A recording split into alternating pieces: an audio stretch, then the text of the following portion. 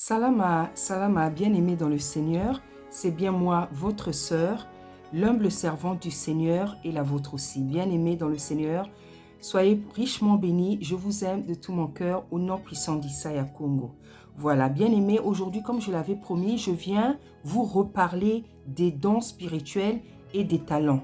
Voilà, je vous ai fait passer il y a quelques jours une vidéo et j'ai essayé de différencier les talents et les dons spirituels.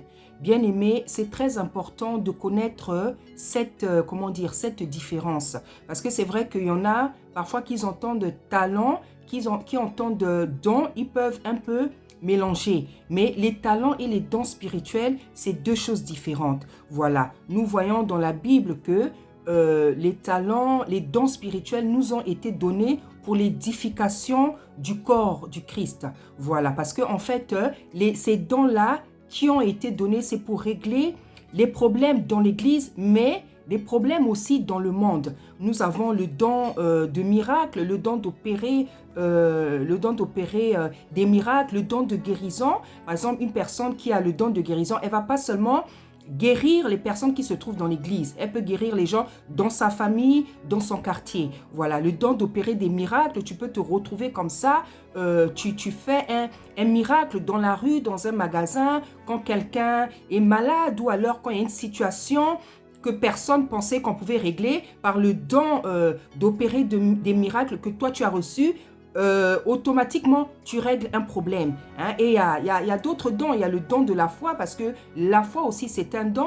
Il y a des gens qui, malgré les problèmes, malgré les difficultés, ont une foi terrible. C'est-à-dire qu'ils continuent à espérer, en Tata Nzambe, à espérer attendre des miracles dans la vie. Voilà, il y a plein de dons comme ça qui sont cités dans la Bible. Voilà, je pense qu'il est même plus sérieux de lire les dons spirituels qui nous sont cités dans la Bible. Comme ça, nous allons nous rappeler, comprendre à quoi peut servir chaque don spirituel. Donc, je vais lire la parole au nom puissant d'Issaïa Congo. Donc, nous sommes dans 1 Corinthiens 12. C'est là où on nous parle des dons. Donc, c'est le verset, nous sommes... bon, je peux commencer à lire tout le verset. Hein. Voilà, donc... La Bible nous dit ceci: pour ce qui concerne les dons spirituels, je ne veux pas, frères, que vous soyez dans l'ignorance. Donc, bien aimé, ce n'est pas bon d'être dans l'ignorance en ce qui concerne toutes choses dans la vie. Ce n'est pas bien d'être dans l'ignorance, surtout pour des choses comme les dons spirituels, les talents. C'est très important parce que les dons spirituels, comme on l'a vu dans la dernière vidéo, servent à régler les problèmes de la vie, servent à régler beaucoup de problèmes dans la vie. Et les talents, ce sont ces choses-là, ces grâces qui nous permettent d'exceller dans un domaine, de bien choisir un métier, de faire bien une tâche, de faire bien quelque chose par rapport aux dons justement que tu as reçus. Donc l'apôtre Paul, il dit: je ne veux pas que vous soyez dans l'ignorance, parce qu'il y a beaucoup de choses que les gens ignorent et ça les a conduits même à faire des mauvais choix dans leur, dans leur carrière professionnelle. Parce que comme je veux le dire plus tard, on doit faire les métiers que nous devons exercer dans la vie, nous devons les exercer par rapport aux talents que Tata Nzambe nous a donnés. Donc je continue ma lecture. Je ne veux pas que vous soyez dans l'Iran. Vous savez que lorsque vous étiez païen, vous vous laissez entraîner vers les idoles muettes, selon que vous étiez conduit. C'est pourquoi, je descends un peu. Il y a diversité de dons, mais le même esprit, diversité de ministères, mais le même Seigneur, diversité d'opérations, mais le même Dieu qui opère tout en nous. Or, à chacun, la manifestation de l'esprit est donnée pour l'utilité commune. En effet, donc on nous dit que c'est pour l'utilité commune, donc pour les uns et les autres, quoi. En effet, à l'un est donné par l'esprit une parole de connaissance. Donc, la parole de connaissance fait partie de l'un des dons spirituels. La parole de connaissance, donc, c'est cette voix que tu entends dans ton cœur dans ton âme, dans ton esprit, lorsque tu peux être tout seul, ou bien tu es en train de parler avec quelqu'un, tu es en train d'exhorter quelqu'un, Tata Nzambe vient te donner une parole de connaissance. Donc la parole de connaissance, c'est cette voix-là que tu entends dans ton esprit, dans ton cœur, pour donner par exemple à quelqu'un ou pour toi-même ou pour donner la solution à un problème à une personne. C'est ça la parole de connaissance. C'est cette voix-là, elle peut être même audible, cette voix que tu entends dans ton cœur, dans ton esprit ou même de manière audible afin que Tata Nzambe donne une solution à un problème. Il y a aussi la parole de sagesse. Donc la parole de sagesse, souvent c'est un peu confondu. C'est donc cette voix aussi qui est dans la parole de la sagesse, on sent vraiment qu'il y a la sagesse. C'est-à-dire que c'est une parole comme ça que tu entends aussi dans ton esprit, dans ton cœur, que Tata Nzambe peut te donner, ou bien lui-même il te donne pour quelqu'un, pour régler la situation de quelqu'un ou pour que quelqu'un, par rapport à ses problèmes, agisse avec sagesse. C'est pour ça qu'on appelle ça la parole de sagesse. Donc tout ça, ce sont des dons spirituels et la Bible nous dit que les dons spirituels nous ont été donnés, ont été distribués pour l'édification du corps du Seigneur. Voilà. Donc, il y a quoi encore comme don spirituel? Il y a la foi. Hein? Il y a la foi, vous savez, moi je rends grâce à Tata Nzambe parce qu'il m'a donné ça en grande dose. Donc, la foi, c'est vraiment en abondance chez moi. Voilà, c'est un grand don que Tata Nzambe m'a donné. Moi, je ne panique pas dans la vie. Voilà, moi, je ne panique pas. Quelqu'un peut être malade, quelqu'un peut être dans le coma, je ne panique pas parce que je sais que si Tata Nzambe veut faire un miracle, il va faire un miracle. S'il ne fait pas le miracle, c'est sa volonté. Mais je sais que s'il veut faire un miracle, il est capable. Donc, en fait, je n'aime pas et je ne vois pas aussi la nécessité de paniquer devant une difficulté, devant un obstacle. Ça, c'est le caractère qu'il m'a donné. Voilà, moi, je ne panique pas. Donc, il m'a donné une grande foi. Parce que de toute manière, paniquer, ça ne sert à rien. Hein? C'est plus dans la panique que tu vas te déconcentrer et que tu risques de faire des bêtises. Voilà. C'est comme quand une femme accouche. Hein? Plus tu t'agites, c'est vrai, ça fait mal. Plus tu t'agites, plus tu te bats, plus la douleur sera, difficile à gérer. Voilà, c'est ça. Donc, il y a encore quoi comme don spirituel? Il y a le don de guérison, donc les gens qui guérissent les malades. Hein? Tu guéris les malades dans l'église, dans ta famille, dans le quartier, partout. Voilà, le don d'opérer des miracles, le don de prophétie. Donc, par la prophétie, tu apprends des choses aux gens. Tu leur révèles la volonté de Tata Nzambe dans leur vie. Ça, c'est le don de prophétie. Donc, nous voyons que les dons, c'est quelque chose de très important. Et c'est très bien, c'est important, bien aimé, d'avoir cette connaissance. C'est pour ça que l'apôtre Paul avait dit, je ne veux pas que frères et sœurs, vous soyez dans l'ignorance. Parce qu'il y a des gens, ils ont des dons, ils ne savent même pas quels sont leurs dons. Et comme ils ne connaissent pas leurs dons, ils ne peuvent pas les exercer, ils ne peuvent pas les pratiquer. Parfois, tu as le don de guérison, toi, tu ne sais pas que tu as le don de guérison. Alors que si tu savais, si tu en avais conscience, tu allais guérir des centaines de malades. Voilà. Il y a des gens, par exemple, qui ont le don de prophétie. Parfois, il dit des choses, il ne sait pas que c'est le don de prophétie. Donc, il ne peut pas prendre ça au sérieux. Voilà. Parfois, dès que tu pries seulement pour quelqu'un, la personne guérit. Tu ne sais pas que c'est le don de guérison. Voilà. Donc, c'est pour ça que l'apôtre Paul disait que, frères et sœurs, en ce qui concerne les dons spirituels,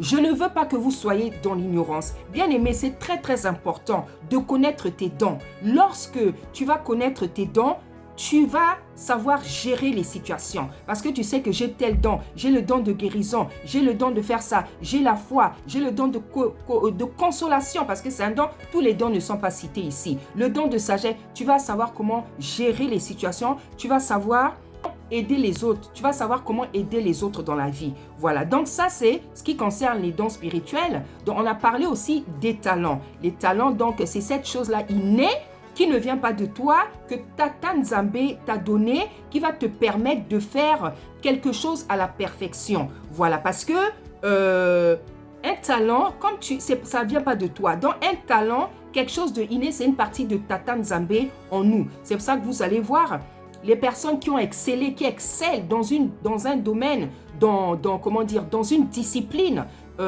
qui font les choses à la perfection, c'est parce qu'ils ont des talents. Et Tata Nzambe dit que ce n'est pas bien de ne pas connaître tout ça. Parce que quand tu as un talent, tu sais ce que tu devras faire dans la vie. Tu sais ce que tu devras faire dans la vie, bien-aimé dans le Seigneur. Voici donc toutes ces choses-là que je voulais vous dire avant que vraiment l'exhortation commence.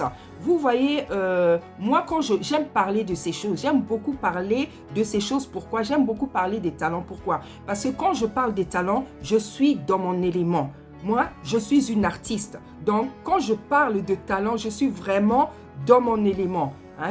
Je suis, comment dire, je suis dans mon élément, je peux très bien en parler parce que les talents, c'est quelque chose, quand tu as des talents, c'est-à-dire en toi, quelque part, tu es un artiste. Un artiste, c'est quoi? C'est quelqu'un qui est capable de faire différentes choses.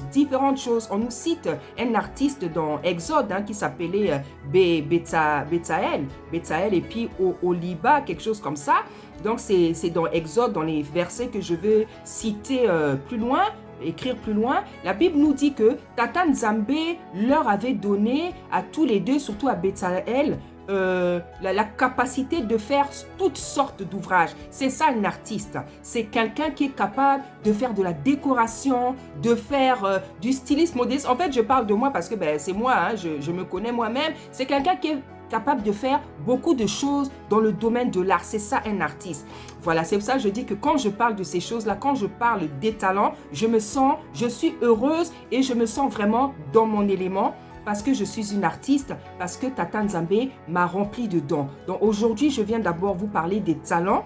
Qu'est-ce que c'est un talent? Quelle est l'importance du talent? Et la prochaine fois, je viendrai parler des dons spirituels. Donc, bien aimé, je veux laisser passer l'exhortation que je veux faire. Soyez bénis. Merci. Voilà, donc, en fait, on doit choisir notre métier par rapport au talent qu'on a reçu. Parce que le talent qu'on a reçu, c'est pour exercer le ou les métiers que Tata Nzambe a choisi pour nous. Il nous connaît mieux que nous-mêmes. Il nous a donné les talents par rapport aux métiers que nous devons exercer. Et ces métiers-là, c'est lui-même qui les a choisis pour nous.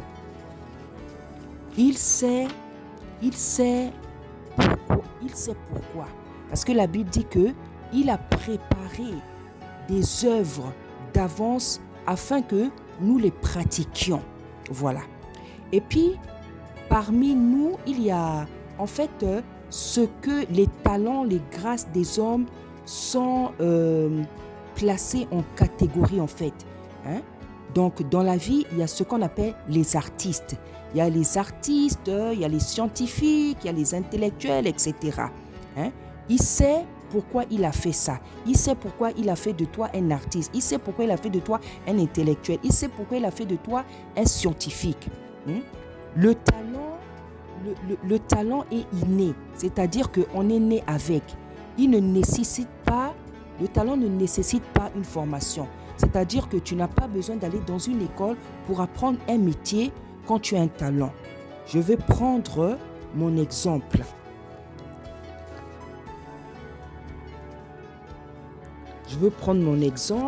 Moi, par exemple, je suis ce qu'on appelle une artiste parce que je sais faire beaucoup de choses dans l'art. Voilà, j'ai commencé à dessiner, j'avais 7 ans. Après, j'ai arrêté. Après, j'ai recommencé à dessiner lorsque j'étais enceinte de mon 4e enfant. Voilà. Donc, à 5-6 mois, je m'ennuyais comme ça. J'ai pris un crayon et j'ai commencé à dessiner. Et j'avais fait un beau mannequin avec une belle robe, des beaux habits, un beau chapeau. Parce qu'à l'époque, je ne connaissais pas encore le dépouillement. Je n'avais même pas encore commencé à servir aussi le Seigneur. Voilà, donc je dessinais des choses qu'aujourd'hui, je ne peux plus dessiner. Voilà, donc j'avais dessiné un mannequin avec une belle camisole, une belle jupe. Et puis, un beau chapeau. Voilà. Et quand j'ai fini de dessiner, j'avais montré ça à mon mari et à mon enfant, à mon premier enfant. Et puis ils m'ont dit, mais maman, mais c'est beau. Ils m'ont dit, mais c'est beau. Et en fait, c'est comme ça que c'est parti. C'est comme ça que je me suis mis à faire, à faire du stylisme modéliste, c'est-à-dire à dessiner maintenant des habits sur des mannequins. Parce que c'est un don, c'est un talent que Tata Nzambe m'a donné. Et ça, quand j'ai commencé à dessiner, je ne l'ai appris nulle part. Je ne l'ai appris nulle part et je commençais à faire des très belles choses. Je commençais à faire des très belles choses. Et même, il y a un moment donné, j'ai voulu donc m'inscrire... j'ai commencé une formation de styliste modéliste. Et comme il y avait beaucoup de choses on nous demandait de dessiner qui ne glorifient pas aussi le Seigneur. Et le Seigneur, très tôt, il m'a fait arrêter cette formation. Il m'a dit, tu n'as pas besoin de cette formation parce que moi, je t'ai donné ce don-là. Tu sais dessiner, tu n'as pas besoin de cette formation. Voilà, donc j'ai arrêté cette formation et j'ai commencé à dessiner. J'ai commencé à dessiner toute seule. Je dessinais de très belles choses et je voyais que mes dessins se perfectionnaient. Voilà, c'est vrai que quand j'ai commencé, j'ai repris à dessiner donc en 2005 parce que avant quand je dessinais, c'est quand j'avais 7 ans. Voilà, je dessinais des maisons, je dessinais une famille, un papa, une maman, des enfants, une parcelle. Ça, c'est les dessins que je dessinais. Mais quand j'ai recommencé à dessiner donc en 2005, j'étais déjà, j'avais peut-être plus de 34 ans déjà. Voilà. Donc, ce que je faisais, je faisais du stylisme modélisme en fait. Je commençais à dessiner des habits en fait. Voilà. Je commençais à dessiner des habits. Donc, j'ai dessiné pendant des années. Jusqu'aujourd'hui, je dessine. Et tout au long de toutes ces années-là, mes dessins, vous allez voir, mes dessins se sont perfectionnés. C'est-à-dire qu'au début, c'était pas trop ça. Et après, ce que je faisais, c'était terrible, quoi. Vraiment de la haute couture. Et tout ça, je n'ai appris nulle part. Tout ça, je n'ai appris nulle part. Voilà. C'est ça un talent.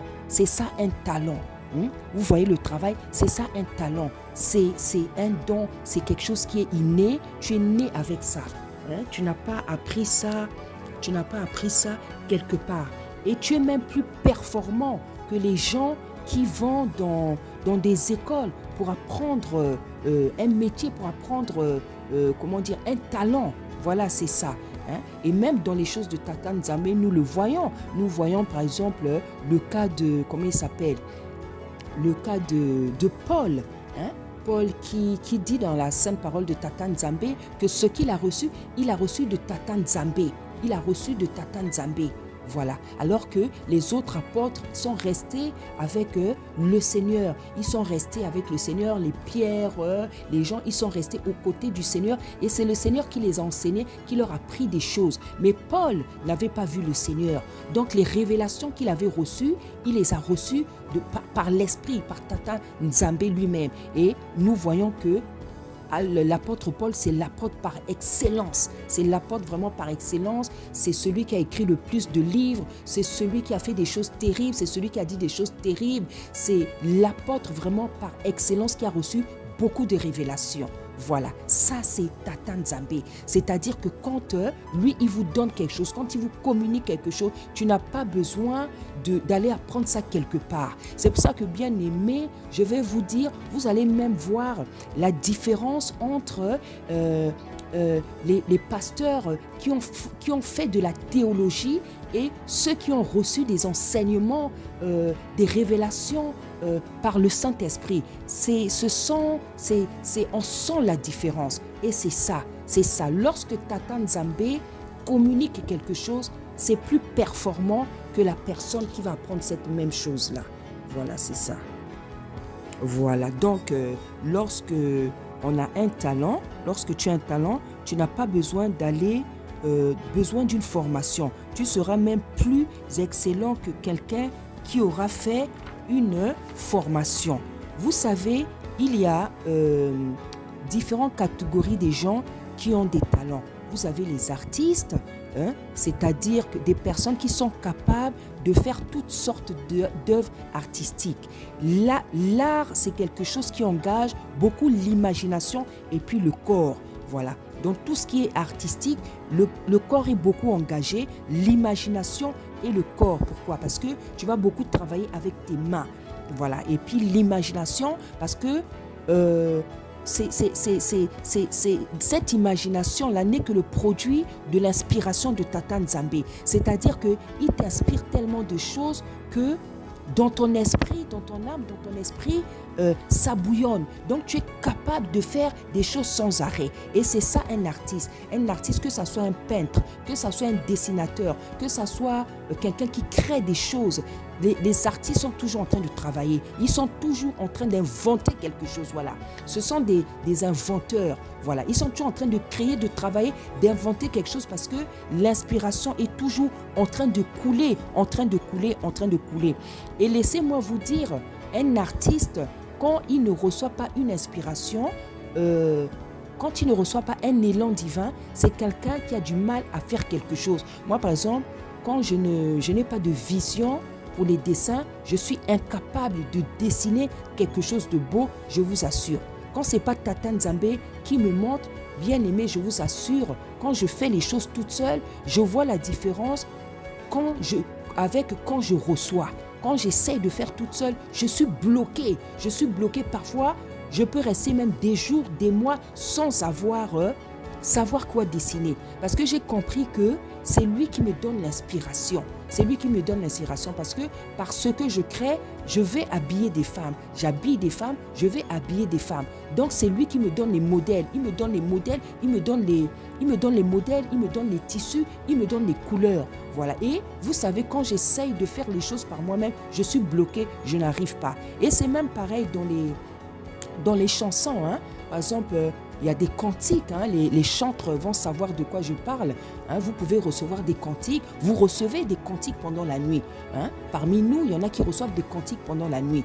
Voilà, moi, je peux recevoir des cantiques, mais je peux aussi les composer. Et parfois, quand je les compose, je me rends compte que c'est plus difficile que quand je reçois. Voilà, parce que quand je reçois ça pendant la nuit, j'entends l'air, j'entends la mélodie, j'entends les paroles. Mais parfois, ça m'est arrivé d'écrire. Quand j'écris, je cherche beaucoup. C'est-à-dire, j'ai aussi la facilité d'écrire, mais c'est vrai que je cherche beaucoup, les paroles et tout. Et c'est ça, Tata Nzambe. Voilà. Donc, ça, c'est ce qui concerne les artistes. Vous avez aussi donc les scientifiques. Les intellectuels plutôt, c'est-à-dire les gens qui réfléchissent beaucoup, qui sont appelés à pousser, qui font beaucoup fonctionner leur ménage, leur intellect, leur cerveau. Donc ça va vous faire sortir des écrivains, des politiciens, des philosophes, des poètes, des journalistes. Vous avez aussi les scientifiques, c'est-à-dire ces gens-là qui découvrent des inventions, des choses pour régler les problèmes techniques. Par exemple, les trains, les voitures, les avions, voilà. Donc, les talents sont classés par groupe. Voilà. Donc, en fait, comme je disais, il n'y a pas besoin de faire une formation pour faire un métier lorsqu'on a un talent, car le talent, il est inné. Le talent te permet de faire quelque chose à la perfection, car le talent vient de Tata Nzambe. Et lorsque on a un talent, c'est-à-dire que on a une partie de Tata Nzambe en nous, c'est pour ça que vous allez voir des gens qui sont capables de créer des œuvres terribles, ou alors de faire des choses terribles, ils ont un talent, parce qu'ils ont un talent.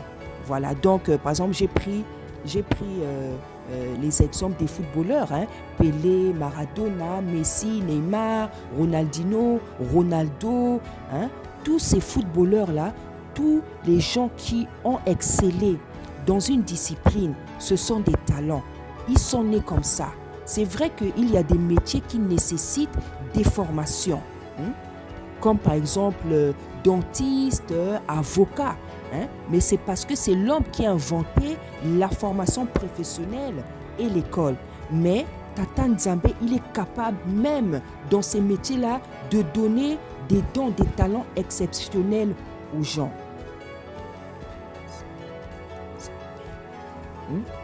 Et sinon, c'est Tata Nzambe qui apprend, hein, qui apprend tout, qui dit tout à une personne et qui révèle tout aux hommes. Même pour la santé, la guérison, c'est Tata Nzambe qui révèle tout à l'homme. Hein. Dans les psaumes, dans les proverbes, dans les psaumes, on nous dit que il nous dit que c'est moi qui guéris toutes vos maladies. On a vu comment Ézéchias, quand il était malade, comment Tata Nzambe a recommandé au prophète Ésaïe de prendre des figues pour le guérir. On voit aussi comment la recommandation que l'apôtre Paul donne à Timothée pour ses maux d'estomac. Donc, les enfants de Tata Nzambe aussi, on connaît des témoignages où les enfants de Tata Nzambe témoignent comment Tata Nzambe les a guéris miraculeusement. C'est pour ça qu'on l'appelle le médecin des médecins, celui qui fait des opérations sans cicatrice. Hein, moi, j'avais des problèmes dans ma poitrine, bien aimé, j'ai été guéri dans le songe. J'ai vu comment un médecin m'a donné des médicaments.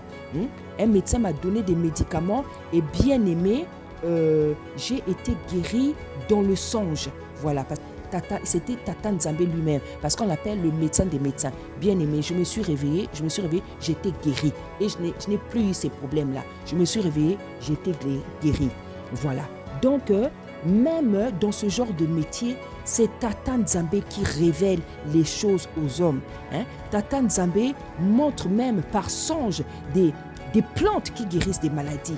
Hein? Il y a des gens qui connaissent les plantes qui guérissent le sida, les otites, l'angine, toutes sortes de maladies. Il y a des gens qui ont ces révélations-là. Et tout ça, c'est Tata Nzambe qui fait ça. La formation professionnelle et l'école vient des hommes. Dans la Bible, c'est Tata Nzambe qui transmet aux hommes la sagesse, l'intelligence. On le voit avec le roi Salomon. La force, on le voit avec Samson et David. Les talents et les talents. Dans Exode, dans Exode, voilà. Hein? Dans Exode, on nous parle des talents. Hein? Dans Exode, on nous parle des talents.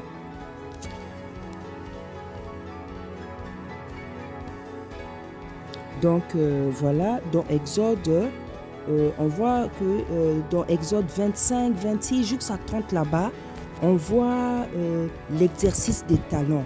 Hein? Quand Tata Nzambe demande de faire le tabernacle, par exemple, vous allez lire Exode 25, hein? Donc par exemple,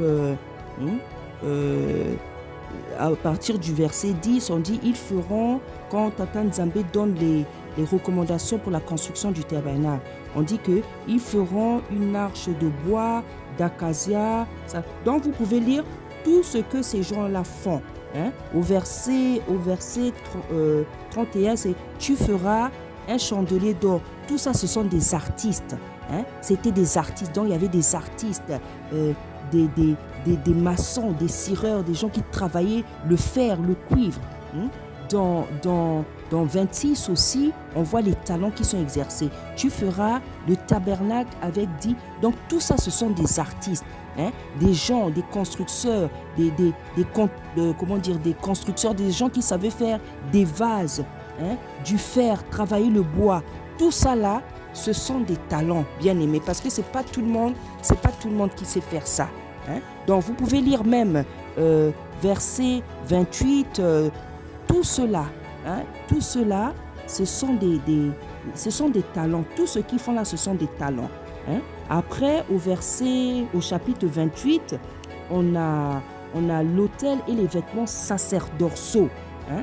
Donc, il fallait faire l'autel et les vêtements sacerdotaux, c'est-à-dire les vêtements que devaient porter Aaron et ses fils, parce que c'était eux les sacrificateurs. Donc ici, vous avez des couturiers, hein? Des couturiers, des brodeurs, tout ça. Voilà. Donc, après... Voilà, hein, vous pouvez lire aussi le 29, Exode 29. Donc tout ça là, on est en train de découvrir des gens qui ont des talents, quoi. Voilà, l'hôtel des parfums, voilà, dans le chapitre 30, vous avez aussi les parfumeurs, ceux qui savaient faire le parfum, hein, à partir du verset 22. Voilà, vous avez ceux qui savaient pratiquer, faire des parfums, des aromates. Voilà, donc il y a même... attendez, je cherche... attendez. Je cherche la partie où on parle de... Comment il s'appelle attendez, comment il s'appelle voilà, Bétzalel. On est dans Exode... on est dans Exode 36, voilà.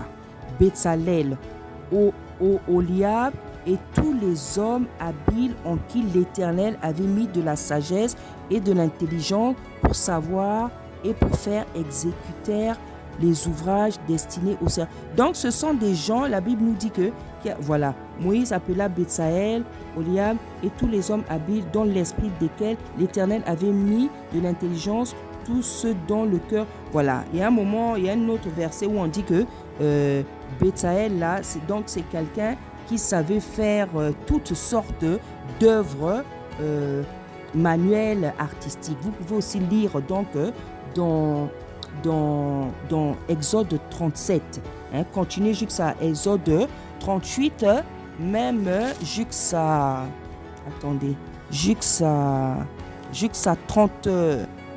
39, voilà. Donc après, dans l'Exode 39, le tabernacle, il est dressé. Hein? Donc tout ça aussi, ce sont des dons. Hein? Donc on voit que c'est les dons, vraiment les talents plutôt. Les talents, c'est Tata Nzambe qui les donne. Paul, par exemple, il faisait des tentes. Paul, il faisait des tentes. Le Seigneur Isaïe lui-même, quand il était jeune, quand il travaillait avec son papa, il aidait son papa à faire... il était charpentier. Hein? Il était charpentier. Voilà, il était charpentier. Donc, tout ça, ce sont des talents. Hein? Ce sont des talents parce qu'on a dit que le talent, c'est quelque chose... c'est ce qui te permet de bien faire quelque chose à la perfection, ce qui te permet de faire un métier. Voilà, parce que la formation professionnelle et l'école viennent des hommes. Hein? La formation professionnelle et l'école viennent des hommes parce qu'elles sont validées par un diplôme. Or, lorsqu'on a un talent, il n'y a pas besoin de diplôme. Tu sais faire quelque chose, et tu le fais à la perfection. La formation professionnelle et l'école disqualifient les gens car elles sont validées par un diplôme. Or, ce n'est pas parce que tu n'as pas eu de diplôme que tu ne peux pas faire quelque chose dans la vie. Voilà. Un exemple. Je veux prendre par exemple mon exemple. Moi, j'étais pas un as à l'école. Hein. J'étais pas un as. Disons que déjà, le diable avait vraiment volé mon intelligence. J'ai bien travaillé au CP1. Au CP déjà, j'avais des difficultés. Mais au CP2, ça allait. Voilà. Donc, dans ma vie, en fait, j'étais moyenne à l'école. J'avais quand même des difficultés à comprendre les choses, à bien travailler, à comprendre les choses parce que le diable avait volé mon intelligence. Je réfléchissais difficilement parce que le diable avait volé mon intelligence. Voilà, donc j'ai redoublé et j'ai failli redoubler pas mal de classes. Donc j'étais obligée de travailler vraiment beaucoup pour avoir la moyenne parce que le diable avait volé mon intelligence. Et en fait, ça s'est débloqué en 3e. Voilà, ma 4e, je devais la redoubler et j'ai refusé de redoubler ma 4e. J'ai refusé parce que j'avais pas envie et je me sentais capable d'affronter la 3e. Bien aimé, j'avais fait un truc fou. je sais pas. En tout cas, hein, quand je pense à ce que j'avais fait, bien aimé, je me dis que c'est seulement le Seigneur qui avait fait ça. C'est l'esprit de Tata Nzambe qui m'avait poussé à faire ce que j'avais fait. Normalement, je redoublais la 4e. Qu'est-ce que j'ai fait à la rentrée? Quand je suis arrivée, normalement, je devais repartir en la 4e. J'ai refusé de redoubler. Qu'est-ce que j'ai fait, bien aimé? Je suis allée rentrer dans une classe de 3e. Je suis allée rentrer dans une classe de 3e. Je ne savais même pas. Je suis allée rentrer comme ça. En fait, c'était l'esprit de Tata Nzambe. Parce que je ne savais pas ce que je faisais. J'avais tout simplement la décision d'avoir refusé de redoubler la 4e. Donc voilà, je pense qu'il y avait ma foi qui fonctionnait. Je suis allée rentrer dans une classe et quand on a commencé à faire l'appel, comme ma sœur avait... mais en fait, c'est Tata Nzambe qui avait déjà tout arrangé parce que je allais là-bas, je ne savais même pas qu'est-ce qui allait se passer.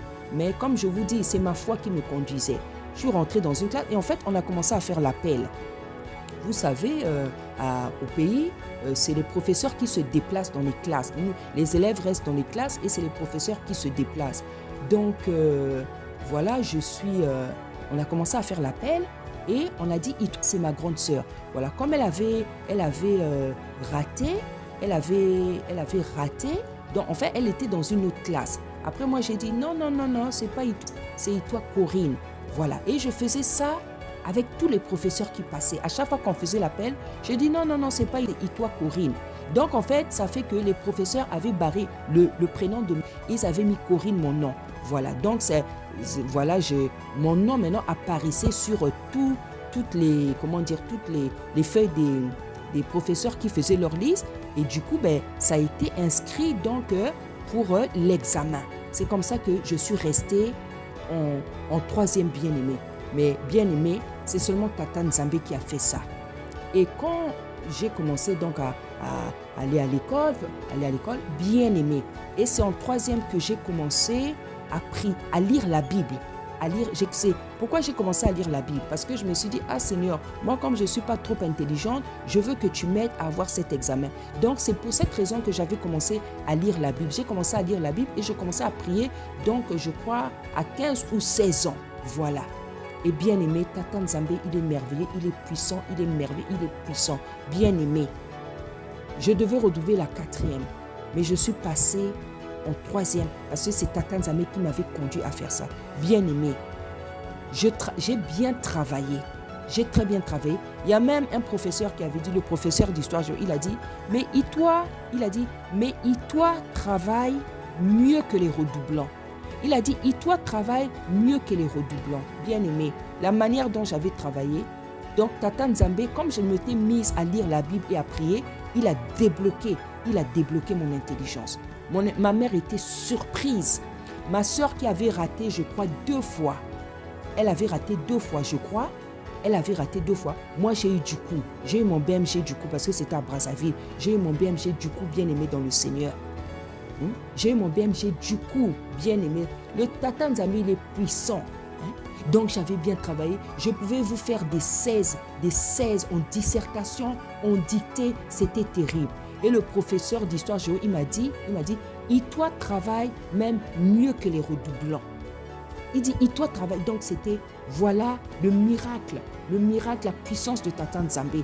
Comme j'avais décidé de prier et comme j'avais décidé de lire la Bible, il avait débloqué mon intelligence. J'ai mon BMG, je suis passé en seconde. En seconde, je suis passé en première. En première, je suis passé en terminale. Donc, voilà ce qu'il avait fait dans ma vie, bien aimée.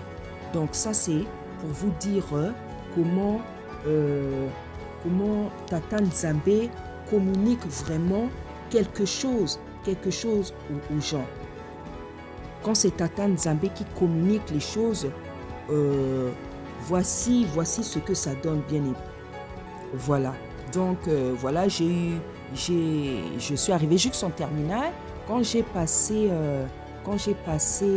le bac, je ne l'ai pas eu. Je l'ai refait une 2e fois, je ne l'ai pas eu. Et j'ai compris que c'était Tata Nzambe qui faisait ça parce que il voulait que je devienne sa servante, mais moi, je ne le voulais pas.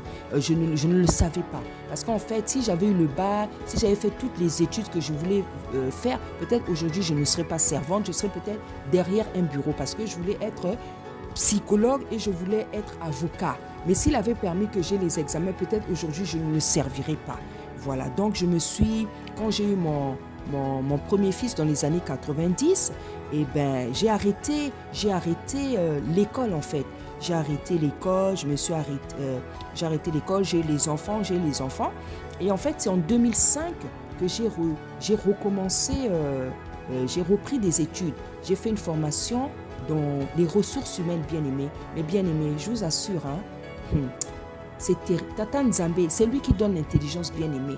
C'est lui qui donne l'intelligence. Donc, en fait, c'était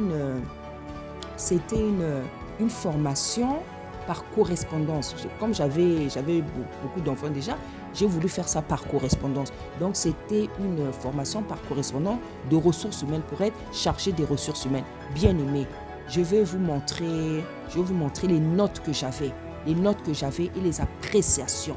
Bien-aimé, pour quelqu'un qui n'avait pas eu, je n'avais pas eu mon bac, mais j'avais bien travaillé, très bien, avec des appréciations terribles. Il y avait même des devoirs où je faisais des 20 sur 20. Je vais vous montrer donc, les notes que je faisais, et les appréciations, bien aimées. J'avais bien travaillé. C'était une formation de 18 mois, quelque chose comme ça, et avec 78 devoirs, et j'avais fait donc 75 devoirs, et même plus, il m'en restait au moins 2 ou 3, voilà. Mais Tata Nzambe avait fait en sorte il avait créé quelque chose pour que je ne puisse pas avoir le diplôme, que je ne puisse pas terminer pour que je puisse avoir le diplôme, parce qu'il voulait que je sois sa servante, voilà. Et c'est dans la même année que j'ai tenté aussi, je me suis aussi inscrit dans le stylisme modélisme, mais très très vite il m'a dit non, c'est pas la peine, voilà. Donc voilà, bien aimé, quelqu'un comme moi qui a eu beaucoup de difficultés à l'école. Moi, je vous assure, c'était difficile pour moi à l'école parce que Satan, il avait bloqué mon intelligence. Mais c'est Tata Nzambe, quand je me suis mise à lire la Bible, à prier, il a débloqué. Et bien aimé, je vous assure, ma mère était surprise, ma maman était surprise parce que moi, à la maison, on savait que c'était quelqu'un n'était pas trop intelligent à l'école. Elle avait des difficultés. C'est comme ça qu'on me connaissait à la maison. Mais j'ai rattrapé ma grande sœur bien aimée dans le Seigneur. Ma maman était surprise. C'est bien que quand j'étais en première, en seconde, en première, elle a dit, de toute façon, je sais que tu passeras en terminale. Et voilà, quand j'étais au lycée, ma mère m'avait pris un professeur de philosophie. Voilà, donc j'avais des cours, je recevais des cours de philosophie à la maison. Et il avait dit beaucoup de choses. Il avait dit à ma mère, elle est extrêmement intelligente. Il a dit, elle est extrêmement intelligente. Et je me rappelle, une fois, il me donnait des cours de psychologie. Je ne sais pas si c'était sur quel professeur, sur quel philosophe qu'on est. Je crois que c'était le philosophe Kant. Voilà, Emmanuel Kant. Et j'avais posé une question à mon professeur. Il m'a dit, tu sais, Corinne, tu es très intelligente. J'ai dit, ah bon? Il a dit oui. Il a dit, tu as posé la même question que Emmanuel Kant avait posée à son professeur. C'est ce qu'il m'a dit. Donc Emmanuel Kant, c'est un philosophe allemand, très très grand philosophe allemand, très très grand, voilà. Ça, c'est les philosophes qu'on étudie en terminale. Il m'a dit, tu es très intelligent. Il a dit, tu as posé la même question que Emmanuel Kant avait posé à son professeur. J'ai dit avant. Donc il a dit à ma mère, elle est extrêmement intelligente.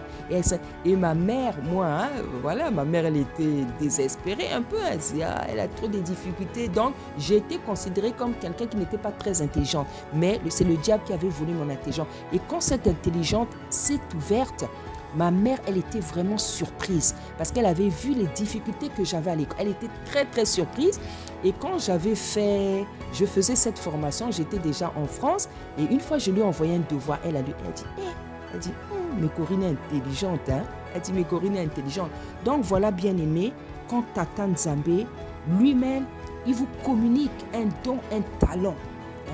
Donc c'est exceptionnel, c'est-à-dire, il n'y a pas de mots. quand Tata Nzambe, il vous communique un talent, un don, c'est exaltant, c'est performant. Tu es plus performant qu'une personne qui apprend quelque chose, en fait. Tu es plus performant qu'une personne qui apprend quelque chose. Vous savez, comme je vous ai dit, je suis artiste. Et en fait, dans cet art-là, je fais du stylisme modélisme. Je fais du stylisme. Je suis aussi mannequin. Je suis mannequin maintenant, je suis mannequin dans le Seigneur. Je fais de la couture. Je couds très bien à la main. Je suis décoratrice d'intérieur. Je suis photographe. Je suis écrivain. J'écris des citations, des poèmes, des proverbes. J'ai écrit un fascicule sur les rois. Tata Nzambe m'avait demandé d'écrire quelque chose sur les rois, faire une étude sur les rois d'Israël. Bien aimé, toutes ces choses-là, je ne les ai appris nulle part. La manière, vous avez vu les dessins que je fais. Vous voyez dans mes clips, les photos que je prends. Parce que le Seigneur, dans un rêve, il m'a dit, tu es photographe. Il m'a dit, tu es un professionnel de la photographie. C'est-à-dire que tu es photographe. Je n'ai pas appris. Parce qu'effectivement, bien aimé, quand je prends des photos aux gens, bien aimé, on dirait le travail d'un professionnel. Je couds très bien à la main. Et personne ne m'a appris la couture. Quand je décore une maison, quand par exemple, si je viens chez toi, si je te fais ta chambre, si je te fais ton salon, si je t'arrange ta maison, on dirait c'est l'œuvre, c'est vraiment une décoratrice. Moi, quand je vais chez une amie ou chez une soeur, j'aime bien arranger. Je peux arranger ton salon. À l'époque, j'allais souvent chez ma soeur. Je faisais souvent sa maison.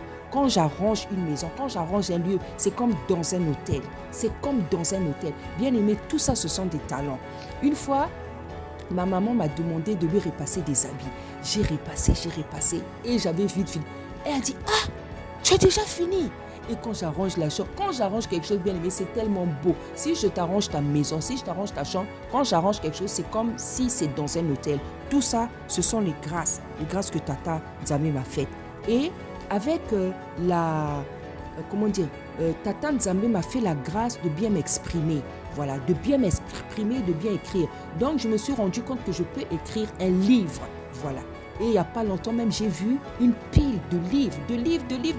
Il m'a fait comprendre que tu vas écrire des livres, beaucoup de livres. Voilà, parce qu'une fois, il y a une personne qui m'avait dit, si je savais parler français comme toi, j'allais écrire beaucoup de livres. Mais en fait, je suis écrivain et je dois écrire beaucoup de livres, mais je ne savais pas. C'est Tata Nzambe qui est venu me montrer ça en songe. Donc tout ça, ce sont des grâces bien-aimées, ce sont des talents. Donc j'écris des citations, j'écris des poèmes, j'écris des proverbes. Même dans mes chansons, hein, vous allez voir, parfois c'est des poèmes en fait, c'est des citations. Et tout ça bien-aimé, ce sont des grâces, ce sont des talents que Tata donne. Donc la personne qui est remplie de talents, c'est un artiste, c'est une personne exceptionnelle. La Bible dit que nous sommes créés à son image, à sa ressemblance. Bien aimé, l'artiste des artistes est Tata Nzambe.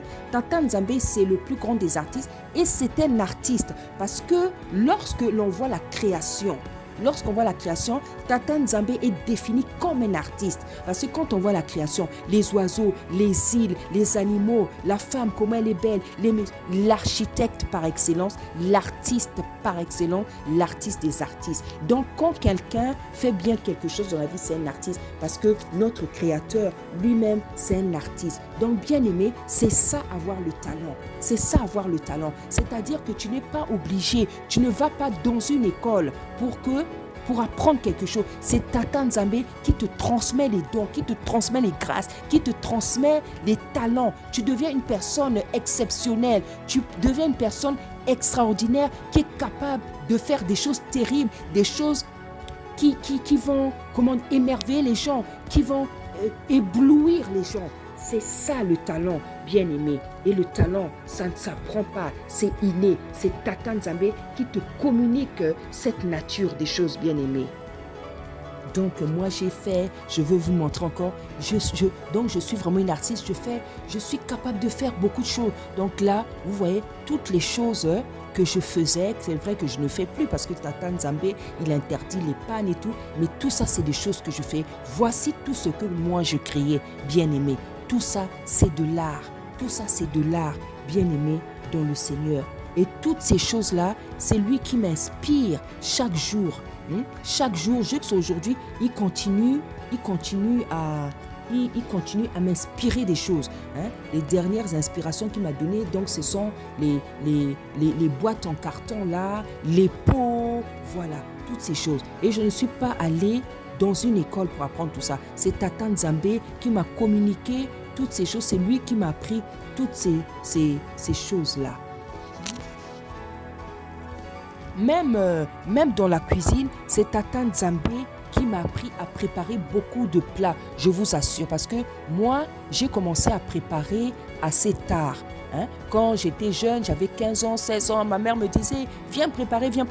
Je préférais pour moi aller, comment dire, sortir en fait. Comme j'avais un copain, je préférais sortir. Voilà, donc moi j'ai commencé à préparer, je crois, à 20 ans. 19, 20 ans, quand j'ai eu mon premier enfant. Voilà. Donc c'est à cet âge-là que j'ai commencé à préparer. Et bien aimé, je vous assure, ce que je préparais, c'était pas terrible. Donc en fait, c'est avec les années. Quand j'ai eu l'enfant, maintenant, quand j'habitais maintenant avec mon premier conjoint, c'est sur le tas que j'ai fait des efforts. Et d'année en année, je faisais des efforts. Et bien aimé, il y a beaucoup de choses que moi je sais préparer. C'est pas quelqu'un qui m'a appris, bien aimé, c'est l'esprit de Tata lui-même. C'est l'esprit de Tata Nzambe qui m'a appris. Et j'avais une tante qui est décédée aujourd'hui. Donc, c'était la petite sœur de ma mère. Moi, dans ma famille, ma grand-mère, elle a mis 13 enfants au monde. Donc, elle a eu 8 filles, je crois, et puis 5 garçons. Je crois que ça fait 12 ou 13, si je ne me trompe pas. Et parmi nos tantes-là, celle qui préparait mieux que tout le monde, c'était cette tante-là. C'était cette tante-là. Elle, vraiment, quand elle préparait, bien aimée, elle s'était reconnue par toute la famille, par ses grandes sœurs. C'était vraiment la plus grande cuisinière de toutes mes tantes de la famille. Et une fois, elle est venue chez moi, j'avais préparé du poulet fumé avec de la pâte d'arachide et puis du fungo, le coco. Elle a goûté ça, elle a dit... Elle dit, mais Coco prépare, J'ai dit, ah bon? J'ai dit, en tout cas, si maman dit que moi je prépare, donc ça veut dire que je prépare parce que c'était la plus grande cuisinière. Donc elle avait apprécié, ça veut dire que je prépare très bien. C'est comme ça que j'avais pris et après, voilà, les gens ont vu que, mais c'est vrai, finalement, elle prépare bien. Elle prépare bien. Une fois, il y a une... parce que comme je me suis mise à préparer très tard, du coup, je préparais pas souvent en fait. Et il y a des gens, quand ils ont commencé à me voir préparer, quand je commençais à préparer, il y a une cousine, une fois, elle m'a dit, je savais pas que ta main là cachait de bonnes choses comme ça. Voilà, donc beaucoup de gens m'ont fait beaucoup de compliments sur la cuisine parce qu'en fait, beaucoup pensaient que je ne savais pas préparer. Voilà, donc tout ça, même dans la cuisine, c'est Tata Nzambe qui m'a appris beaucoup de choses. Et mes enfants aussi, c'est vraiment des artistes. Vraiment, j'ai à la maison beaucoup d'enfants qui dessinent, mais bien aimé, je vous assure, ils dessinent des choses terribles. Et quand ils étaient même plus petits, à travers le dessin, Tata Nzambe leur donnait des messages. Mais bien aimé, je vous dis, c'était terrible. J'en ai une, par exemple, qui a commencé à dessiner à 2 ans, 2 ans et demi, 3 ans. 2 ans et demi même, je dirais. Et en fait, quand elle dessinait, moi, je pensais que c'était des gribouillis. Et une fois, il y a un frère qui m'a dit, mais est-ce que tu sais ce qu'elle dessine? Moi, j'ai dit, non. J'ai dit, c'est des gribouillis. Il me dit, non, c'est pas des gribouillis. Il me dit, elle discute avec Tata Nzambe. Elle discute. Donc, il a dit, comment ça se fait qu'un enfant de 2 ans et demi dessine des choses que moi, je vois en vision? Donc, il m'a fait comprendre qu'en fait, ce n'était pas des gribouillis, c'est des messages qu'elle écrit.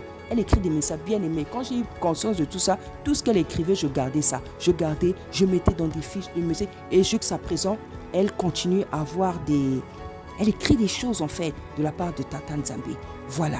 Donc, voilà comment Tata Nzambe opère. C'est lui qui donne des talents. C'est lui qui donne des dons. Ce que moi, ma fille fait là, elle n'est pas allée... Ça ne s'apprend pas dans une école. Recevoir des messages par dessin, par écrit, ça ne s'apprend pas dans une école. C'est un don que Tata Nzambe te transmet. Parce que ce don-là, c'est pour parler. Des choses, c'est pour parler. C'est des messages pour les gens. Voilà. Voilà comment Tata Nzambe opère, bien aimé dans le Seigneur. Donc, bien aimé, la conclusion dans tout ça et que puisque le talent est inné, on n'a pas besoin de faire une formation pour exercer une profession. Car tu dois choisir ta profession par rapport au don que tu as reçu de Tata Nzambe. Tata Nzambe perfectionne aussi un talent. Bien sûr, il perfectionne un talent. Lorsque tu choisis ton métier par rapport à tes talents, tu peux travailler à ton propre compte. C'est ça l'avantage d'avoir un talent. Parce que quand tu exerces ton métier, tu peux travailler à ton propre compte. Tu ne seras pas obligé de travailler dans la fonction publique qui n'est que souffrance et incertitude. Exercer un métier par rapport à un talent te donnera la joie, le bonheur, la liberté et des millions ou même des milliards. Or, lorsque tu travailles dans la fonction publique, c'est la souffrance, la fatigue et le stress. Les heures sont imposées, le temps de travail, la distance, le salaire, etc. Et tu dois travailler un certain nombre d'années pour avoir une retraite malheureuse, incertaine. Alors que quand quand tu as un métier par rapport à ton talent, tu détermines tout seul et tu peux devenir milliardaire. Voilà, j'ai écrit parce qu'il y a eu tellement de choses à dire. Il y a des gens qui exercent des métiers malgré eux. C'est-à-dire, ils font des métiers qu'ils n'ont pas voulu faire dans la vie. Parce qu'ils doivent manger, parce qu'ils doivent s'habiller, ils doivent s'occuper de leur famille. Ils ont choisi un métier, ils exercent un métier malgré eux. C'est-à-dire un métier qu'ils ne veulent pas faire, mais ils se sont sentis obligés de le faire pour nourrir, pour pouvoir aux besoins de leur famille. Mais c'est pas une vie. Parce que la Bible dit que tout ce que nous faisons, nous devons le faire par amour. C'est-à-dire que donc, même quand tu fais un métier, ton métier doit te donner le bonheur. Ton métier doit te donner le bonheur. Et c'est pas une vie. La Bible dit que tout ce que nous devons faire, nous devons le faire par amour. La majorité des hommes sur la terre exercent des métiers qu'ils ne désirent pas. Et c'est une vie de fatigue. Car chaque matin, tu te lèves pour aller faire quelque chose que tu n'aimes pas. Il faut choisir un métier par rapport à tes talents. Voilà, bien-aimés, j'en ai terminé avec les talents. Lorsqu'on a un talent, c'est inné, c'est quelque chose qui revient de Tata Nzambe et c'est par rapport au talent que nous devons exercer, choisir nos métiers. Parce que les talents que tu as, c'est pour faire le métier. C'est pour faire le métier par rapport au talent.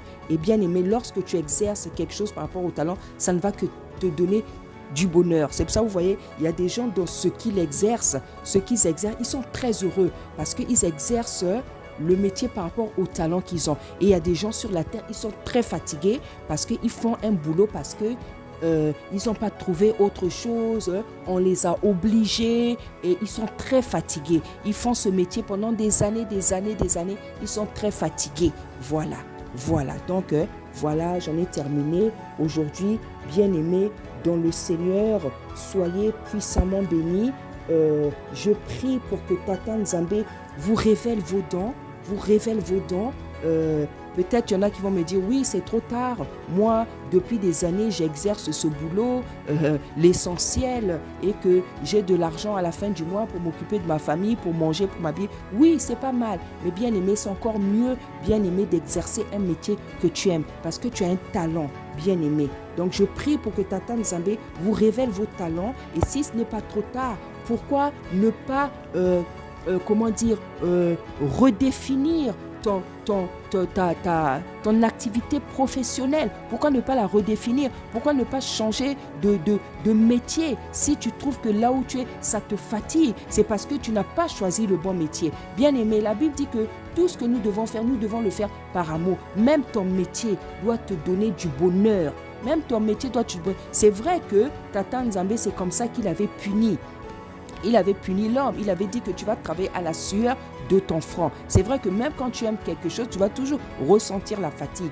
Mais c'est mieux, bien aimé, de découvrir, bien aimé, d'exercer un métier par rapport au talent que Tata Nzambe nous a donné. Donc, bien aimé dans le Seigneur, j'espère vraiment que ce message que Tata Nzambe m'a donné vous a édifié, vous a donné de la joie, du bonheur et va vous aider à être plus heureux. Soyez puissamment bénis au nom puissant d'Issa Yacoub.